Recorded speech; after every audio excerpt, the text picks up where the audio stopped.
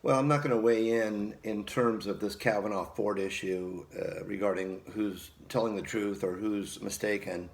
I do find it interesting that if you poll people, their answers are directly along party lines and their party affiliation in terms of who they think is telling the truth and who isn't, which I find kind of sad and interesting that nobody on one side thinks that the other side perhaps is mistaken and vice versa.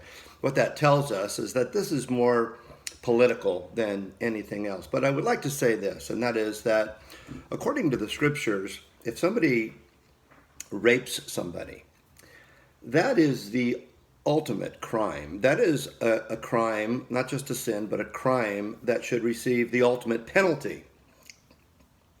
We live in a culture where people more or less get a slap on the wrist for these types of sins, these types of crimes, and that simply shouldn't be the case. If somebody rapes somebody else, they shouldn't be walking the streets 6 months later or 2 years later, that they should receive the ultimate penalty because what they've taken away from their victim is something that they can't return. Restitution is impossible. It's not like stealing where you can give the person back what you took. You can't give this back. And so in that respect, God is saying that if somebody commits this particular crime, it is simply unacceptable, and that person needs to have an audience with me immediately.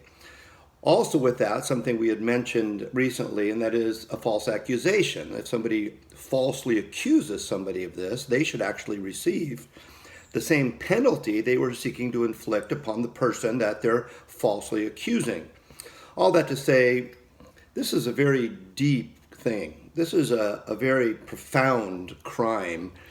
And what we've turned it into in our culture is kind of a shuttlecock and a political game of badminton.